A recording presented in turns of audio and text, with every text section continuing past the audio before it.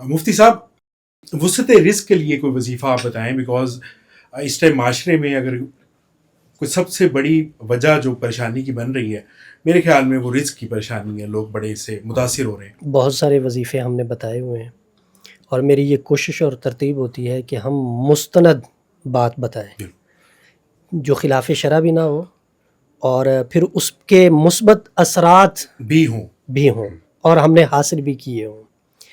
تو ایک وظیفہ تو ہے وسعت رزق کے حوالے سے، اس اعتبار سے کہ کوئی بندہ کام کر رہا ہے، اس کی دکان ہے، اس کی فیکٹری ہے، اس کا کارخانہ ہے، اس کا آفس ہے، وہاں بیٹھ کے اس کا ایک کام ہے، وہ یہ چاہتا ہے کہ میرا کام وسیع و عریض ہو، پھلے اور پھولے، زیادہ گاہک ہوں اور زیادہ مطلب آمد و رفت ہو لوگوں کی آنے جانے۔ اس حوالے سے اگر کوئی وظیفہ کرنا چاہتا ہے تو وہ سورہ رحمان کا وظیفہ ہے۔ ترتیب اس کی یہ ہے کہ فجر کی نماز کے بعد اس کو کرنا ہے، جب سورج نکل رہا ہوتا ہے، میٹھی میٹھی پیاری پیاری اس کی کرنیں ہوتی ہیں، تو ان کرنوں کی طرف دیکھ کے کرنا ہے۔ اور میں یہ بتا دوں کہ یہ میں نے خود کیا ہے اور اس کے اثرات میں نے بڑے اچھے سے دیکھے ہیں، اللہ نے عطا فرمائے۔ اور پھر اس کے علاوہ ہم بخل سے کام نہیں لیتے، ہمیں اگر کوئی چیز بڑوں سے ملی ہے تو اس کو آگے پہنچانا ہاں، بالکل۔ ہم جب بڑوں سے لیتے ہیں تو ساتھ میں ہی ہم اجازت لے لیتے ہیں، جی آپ کی طرف سے بتانے کی اجازت ہے، تو وہ بھی کھلے دل کے مالک ہوتے ہیں، کہتے ہیں قرآن پاک بتانے کے لیے تو آپ کو کسی کی اجازت نہیں چاہیے میرے خیال میں۔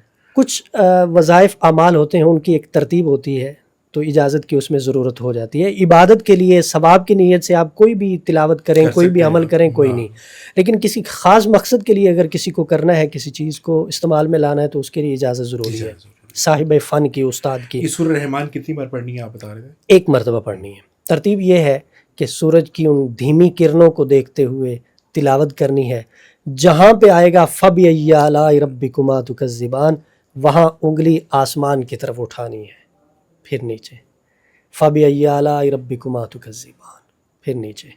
ایک مرتبہ پڑھنی ہے، 5 منٹ لگیں گے، لیکن اس کو کرنا تسلسل کے ساتھ ہے۔ اس کے ایسے اثرات ہوں گے کہ پوری دنیا سے لوگ آپ کی طرف متوجہ ہوں، سبحان اللہ، پوری دنیا سے۔ یہ شکر ادا کرنے کی بھی ایک وہ ہو سکتی ہے کہ فَبِأَيِّ آلَاءِ رَبِّكُمَا تُكَذِّبَانِ، اور تم خدا کی کون کون سی نعمتوں۔ بالکل ایسے ہی ہے جی۔ اور اس میں شکر بھی آ جائے گا آپ کا، سب کچھ۔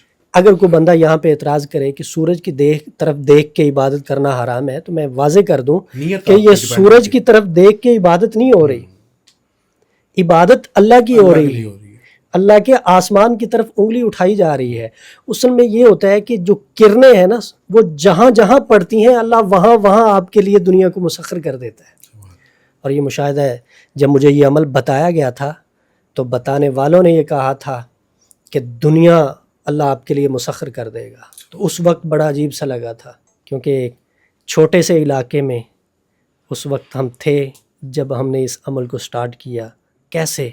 ہمیں تو لاہور میں کوئی نہیں جانتا، تو پھر اللہ نے دکھایا کہ پوری دنیا سے لوگ رابطہ کرتے ہیں محبت اور عقیدت کے ساتھ۔ آج ایک فیملی آئی تھی، میں نے اس کے بعد 2 نفل پڑھے ہیں شکرانے کے، کہ یا اللہ تیرا شکر ہے، لوگوں کے دلوں میں تو نے اتنی محبت ڈالی ہے۔ باخدا انہوں نے کہا جی ہمیں کوئی اور کام نہیں، ہم سنتے ہیں اور آپ کی زیارت کے لیے آئے۔ سبحان اللہ، تو اللہ کا شکر، اللہ نے مطلب دلوں میں محبت ڈالی ہے نا۔ تو یہ سورہ رحمان کی تلاوت وسعت رزق کے لیے اس اعتبار سے بہتر ہے کہ آپ کوئی کام کر رہے ہیں تو وہ آپ کا پھلے گا، پھولے گا۔ اگر آپ کام کر کوئی نہیں رہے اور چاہتے ہیں کہ اللہ کو سلسلہ لگائے، چل پڑے، تو اس کے لیے نا سورہ مزمل جو ہے یہ بہت زبردست ہے۔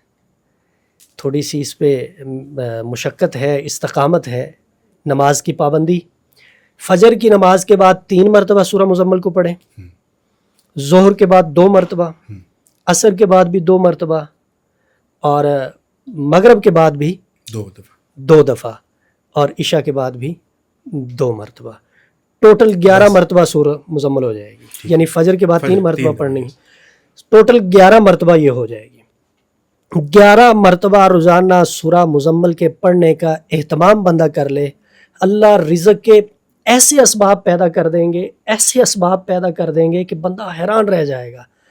اور میں حقیقت کہہ رہا ہوں، کتنے دن کرنا ہے متواتر؟ یہ متواتر کرنا ہے 41 دن۔ 41 دن کے بعد پھر جیسے آپ کو ضرورت ہو آپ سورہ مزمل کو پڑھیں، اللہ آپ کو عطا فرما دے گا۔ بے شمار دفعہ ایسا ہوا ہے، ضرورت پڑی ہے، ضرورت پڑی ہے لیکن کوئی سبب نظر نہیں آ رہا، اللہ نے کوئی سبب پیدا سبب نظر نہیں آ رہا، تو اللہ کر دیتے ہیں۔ مجھے یاد ہے ایک دفعہ میں سفر پہ آیا، مجھے ضرورت تھی تقریباً کوئی 40 سے 50 کی، تو سفر میں تھا، میں نے سورہ مزمل کو پڑھنا شروع کیا، پڑھتے پڑھتے اس کو نا میں نے تقریباً اتنی دفعہ پڑھا۔ اللہ جانتا ہے اور میں حقیقت بتا رہا ہوں، یہ ترغیب کی نیت سے بتا رہا ہوں، کوئی سبب نہیں تھا بظاہر، لیکن شام سے پہلے بندے نے سکرین شاٹ میرے موبائل پہ بھیجا اور اللہ کی قسم اس نے یہ کہا کہ یہ آپ کے لیے ہدیہ ہے۔ سوال کلام پاک میں تو بہت طاقت ہے۔ تو اگر آپ یعنی رزق کے اسباب پیدا کرنا چاہ رہے ہیں تو آپ سورہ مزمل پڑھی جائے، اور اگر وسعت رزق ہو تو اس کے لیے سورہ رحمان پڑھی جائے، سورہ رحمان۔ اور پھر یہ تیسرا کلمہ ہے نا، یہ حدیث پاک میں بھی بتایا گیا بالکل ہے کہ فجر کے بعد اس کو پڑھیں، تیسرا کلمہ۔ اللہ پاک رزق میں برکت عطا فرمائیں گے۔